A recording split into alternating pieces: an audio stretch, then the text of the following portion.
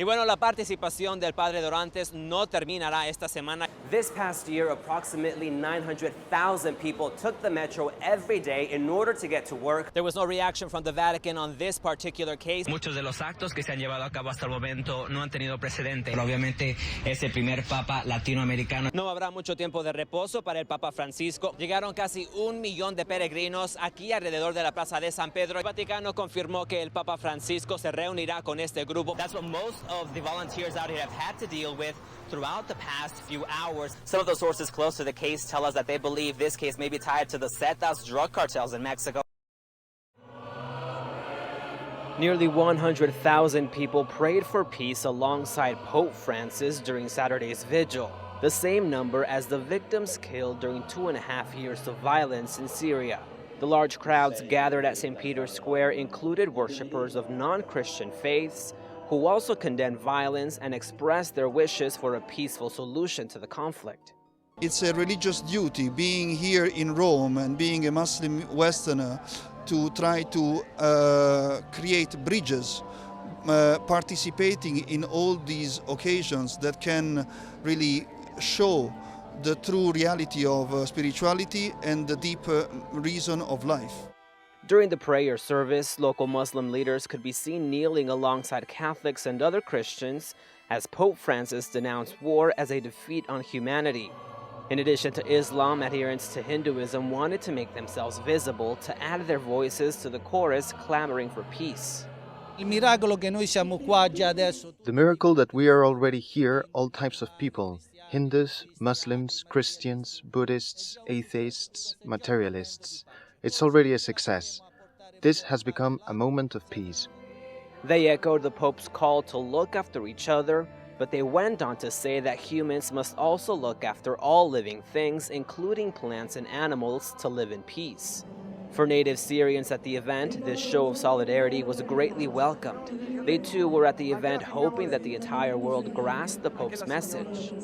Civilians in Syria, those that are not on the streets fighting, are in front of their televisions, waiting for news that life will go back to normal. I hope everyone listens to the Pope's words. Right now, I feel ashamed to be Muslim. I feel ashamed that Muslims, that great Muslim powers, want to attack Syria, and we see that the Pope is against that. Thank you to the Pope. Whether the Pope's words will resonate is still unclear, but with several faiths coming together, the hope is that their growing voices of restraint and peaceful dialogue will put an end to a bloody war, and that world leaders will realize that violence is not solved with violence. 1 year ago, the world's eyes were glued on the Vatican. The Sede Vacante produced lasting images like Benedict XVI leaving the Vatican by helicopter. But behind the impressive images, the men and women of the Vatican Television Center worked in overdrive. After all, it was their responsibility to bring viewers around the world into the middle of the action. That proved challenging, but not impossible. What people didn't see were the rehearsals beforehand, especially for the start of the conclave. For that event, we directly asked the Master of Ceremonies to rehearse, to run through it, because it's such a solemn event, so sacred that we wanted to employ all our available technology to emphasize that the Holy Spirit was the real protagonist at that moment. To mark his 1-year anniversary, the Vatican Television Center compiled a 40-minute documentary of Pope Francis. It pieces together the most memorable images of his pontificate, including the trademark moment when he first stepped out into the balcony and asked the world to pray for him. Pregate al Signore perché mi benedica, la preghiera del popolo chiedendo la benedizione per il suo vescovo. But the documentary also features never-before-seen footage of his first year as Pope. For example, we included images of Pope Francis seated at the cockpit during his flight to Rio. Also the first moments after his election, while still inside the Sistine Chapel, and when he prayed at the Pauline Chapel before stepping out in the balcony. A full year later, Pope Francis has constantly kept the world's attention and captured headlines with his approach. In the meantime, workers at the television center are looking ahead and preparing for another huge production, the canonizations of John Paul II and John XXIII.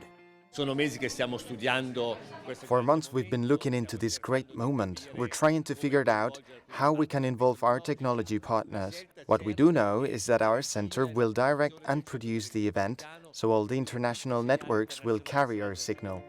Despite the magnitude of the canonization ceremony, the Vatican Television Center is up to the task. The Sede Vacante and the Conclave prove they have the skill and the know-how.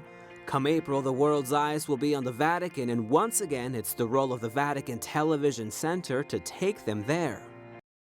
Como nos informa Rafael Carranza desde el Vaticano. En pocas horas, miles de personas celebrarán la santificación de Juan Pablo II en el Vaticano, pero víctimas de abuso a manos de sacerdotes dicen sentirse traicionados por esta decisión. Creemos que cuando se premia a los que encubren y protegen a delincuentes sexuales, se está promoviendo ese tipo de práctica. A los 16 años, Miguel Hurtado fue abusado por el sacerdote encargado del grupo de jóvenes de su parroquia en España. Ahora es voluntario en una red de víctimas de abuso. Busca prevenir que se repitan historias como la suya y que sacerdotes como el que abusó de él reciban su castigo. Cuando me quejé, en vez de denunciarlo a las autoridades, sus superiores le protegieron, le encubrieron y convencieron a mis padres de que no se lo notificaran a la policía. A pesar de que Juan Pablo II será declarado santo este fin de semana, para muchos aún quedan dudas sobre si el Papa encubrió casos de abuso sexual dentro de la Iglesia. Es simplemente falta de información objetiva. Yo que estaba dentro puedo desmentir eso. Esta mañana el portavoz del Vaticano desmintió cualquier encubrimiento.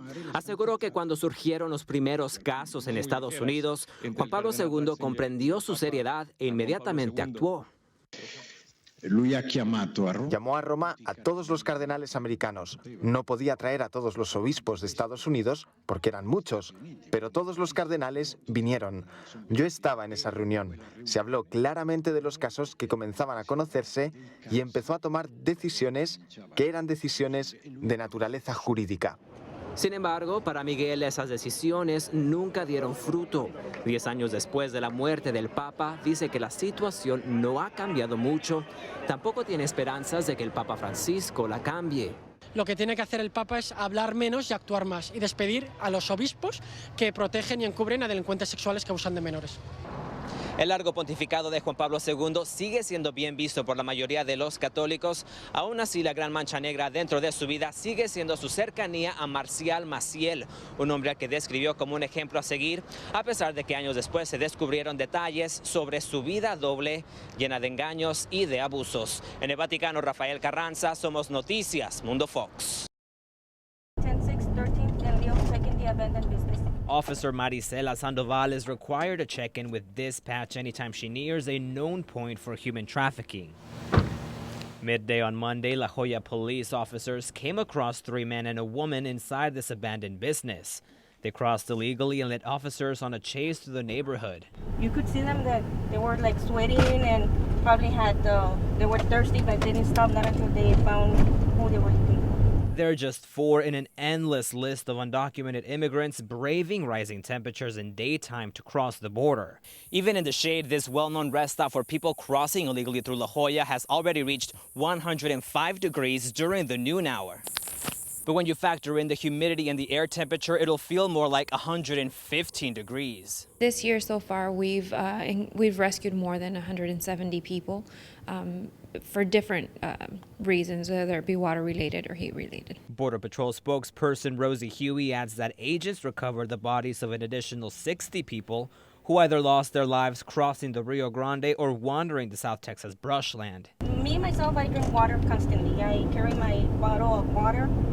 I make sure I drink some. In La Jolla, undocumented immigrants often lead police on chases through hot and humid conditions. Officers are encouraged to carry plenty of liquids to stay hydrated. It's a game of cat and mouse law enforcement worries can end with deadly consequences. In La Jolla, Rafael Carranza, Action 4 News.